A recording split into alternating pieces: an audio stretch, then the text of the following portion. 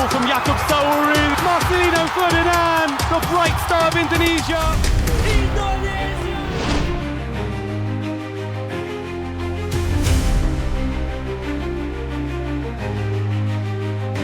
Flags are flying high tonight. Garuda takes its flight. Through the fields we're marching on to the World Cup.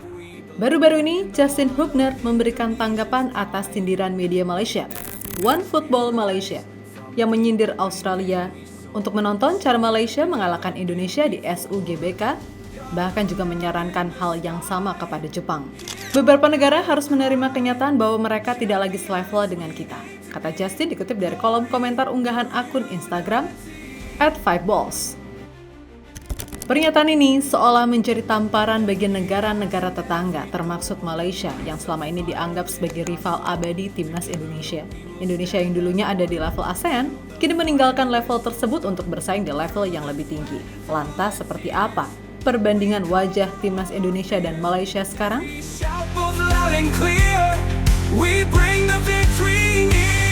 Garuda in the sky, hear our battle cry. Champions we aim to be, glory through unity.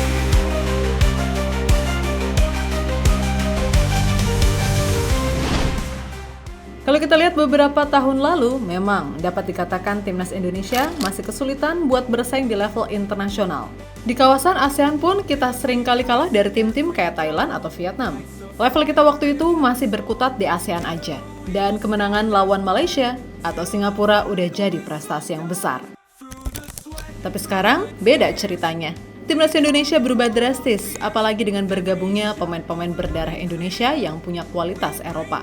Nama-nama kayak Justin Hubner, Tom Haye, Michel Gers, dan pemain keturunan lainnya bikin wajah timnas Indonesia berubah total. Mereka nggak cuma bikin kuat di ASEAN, tapi udah mulai bersaing di level Asia bahkan dunia. Champions we aim to be, glory through unity. Every pass and every goal lights a fire in our soul.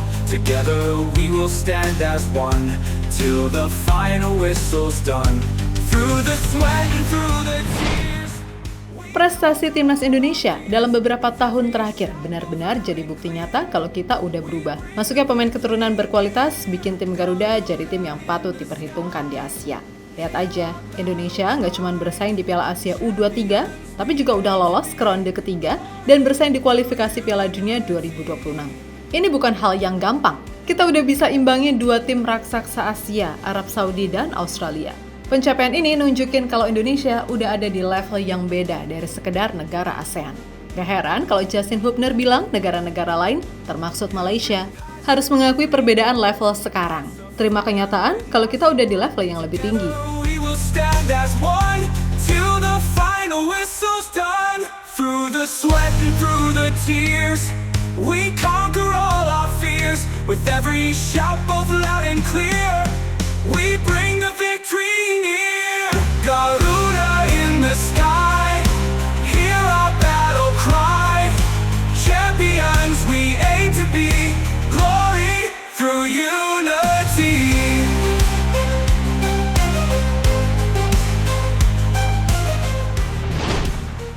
Indonesia bersaing di round 3 Piala Dunia, Malaysia masih harus kualifikasi Piala Asia.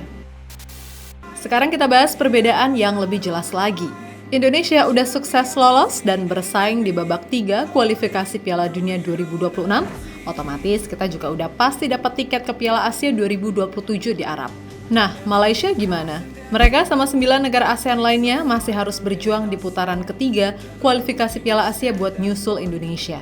9 negara ASEAN termaksud Malaysia harus bersaing ketat demi dapat 1 dari 6 slot tersisa. Ini perjalanan yang panjang dan berat, apalagi kalau dibandingin sama Indonesia yang udah nyaman di posisi aman. Ini jelas ngasih tahu mereka kalau Indonesia udah melangkah jauh ke depan dibandingkan Malaysia yang masih harus berjuang dari bawah. Champions we aim to be, glory through unity.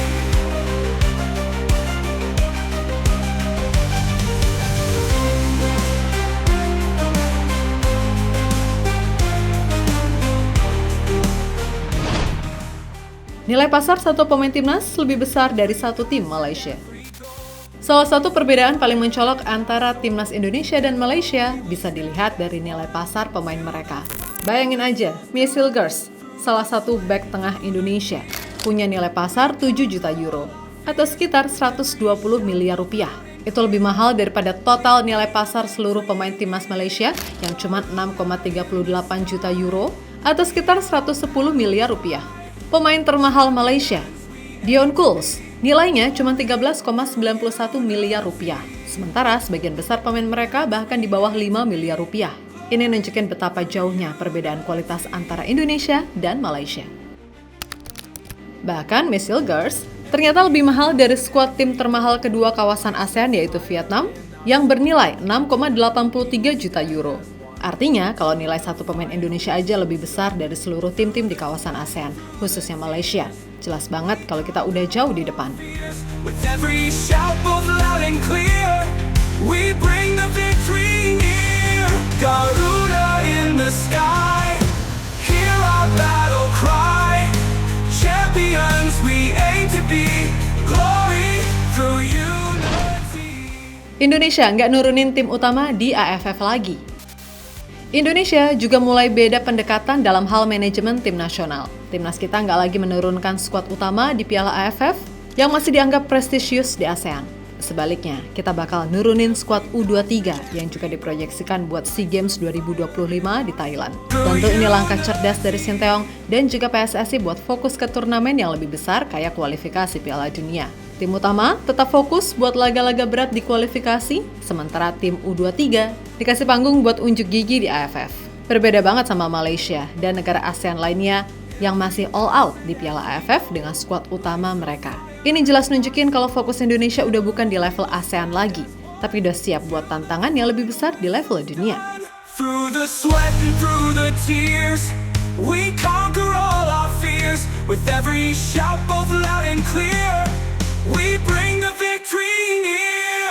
Garuda in the sky, hear our battle cry. Champions we aim to be, glory through unity. Dari komentar Justin Hubner sampai fakta di lapangan, jelas banget kalau Indonesia udah melangkah jauh meninggalkan Malaysia. Dari prestasi, nilai pasar pemain, sampai strategi manajemen tim. Semuanya nunjukin bahwa Indonesia udah nggak main-main lagi. Tim Garuda nggak cuma mau jadi yang terbaik di ASEAN, tapi juga pengen bersaing di panggung dunia. Saat ini proses naturalisasi Meis serta Eliano disetujui oleh DPR. Selanjutnya, Meis dan Eliano tinggal mengambil sumpah kewarganegaraan di Kemenkumham. Hingga harapannya, Meis dan Eliano bisa didaftarkan untuk laga timnas yang akan bertandang ke Bahrain dan China Oktober nanti.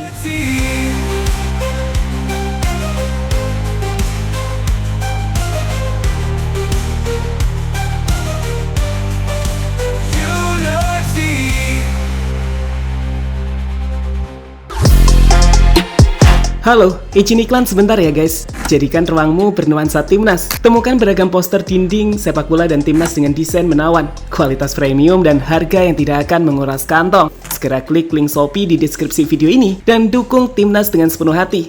Mulai dari dinding rumahmu.